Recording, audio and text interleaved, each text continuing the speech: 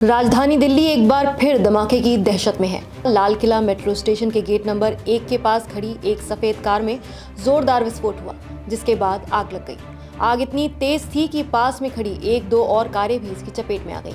अब तक 8 से ज्यादा लोगों की मौत और 24 लोग घायल बताए जा रहे हैं। घटना के बाद से दिल्ली पुलिस ने पूरे शहर में हाई अलर्ट जारी कर दिया है, जबकि यूपी और मुंबई में भी सुरक्षा बढ़ा दी गई है।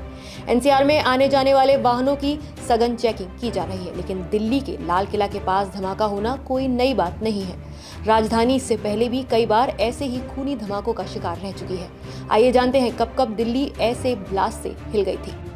18 जून 2000 दिल्ली के रेड फोर्ट के पास हुए इस धमाके ने पूरे देश को झकझोर दिया था। इस धमाके में 2 लोगों की मौत और दर्जन भर लोग घायल हुए थे। जांच में लश्कर-ए-तौयबा का हाथ सामने आया था। आतंकियों ने किले के पास सुरक्षा बलों पर गोलीबारी भी की थी। इस केस में मोहम्मद आरिफ उर्फ अशफाक को फांसी की सजा सुनाई गई थी।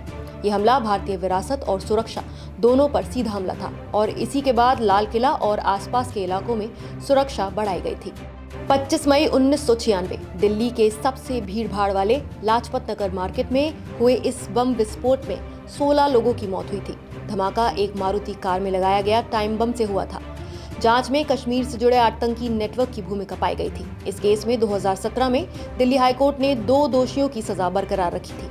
1997 में दिल्ली में 10 से ज्यादा छोटे बड़े धमाके हुए थे। सदर बाजार, रानी बाग, करोल बाग, किंग्सवे कैंप जैसे इलाकों में। इन धमाकों में कई बार कम पावर के टाइमर बम और साइकिल या थैले में रखे बम इस्तेमाल किए गए थे।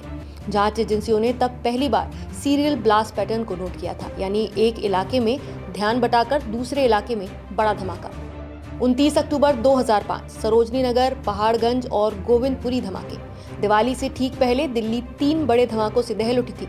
इन धमाकों में 59 से ज्यादा लोगों की मौत और 100 से ज्यादा लोग घायल हुए थे। बम प्लास्टिक बैग में रखे गए थे और ट्रिगरिंग डिवाइस में नीची फ्रीक्वेंसी वाले सिग्नल इस्तेमाल किए गए थे। जांच में पाया गया कि हमला इंडियन मुजाहिदीन यानी IM के नेटवर्क से जुड़ा था। 13 सितंबर 2008 दिल्ली सीरियल ब्लास्ट। एक बार फिर दिल्ली की सड़कों पर दहशत फैल गई थी। करोल बाग, कनॉट प्लेस और ग्रेटर कैलाश में एक के बाद एक 5 धमाके हुए। इनमें 20 से ज्यादा लोगों की मौत हुई और 90 से ज्यादा लोग घायल हुए।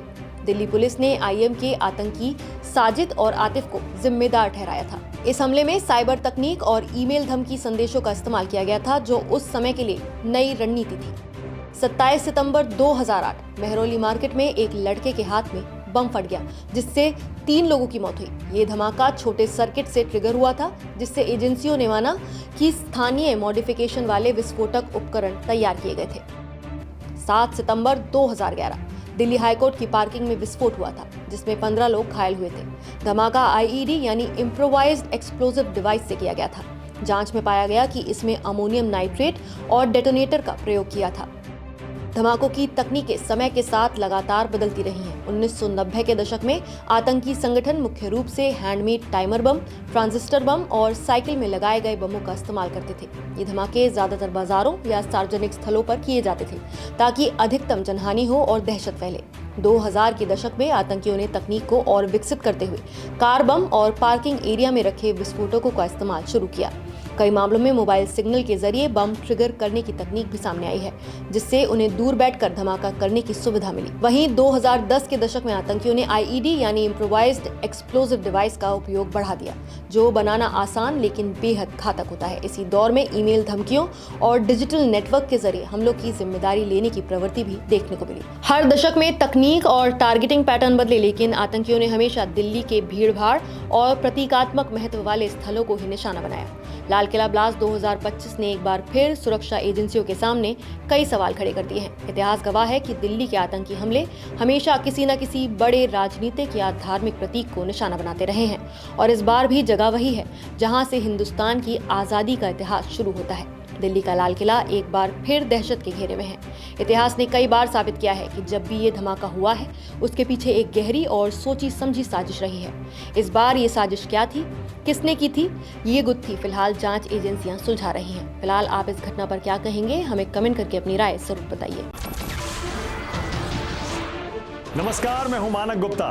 अगर आपको हमारा ये वीडियो पसंद आया हो तो इसे लाइक और शेयर जरूर करें, और हाँ, हमें सब्सक्राइब और फॉलो करना ना भूलें, ताकि आप देश और दुनिया की कोई खबर मिस ना करें। तो जुड़े रहिए हमारे साथ और देखते रहिए न्यूज़ 24।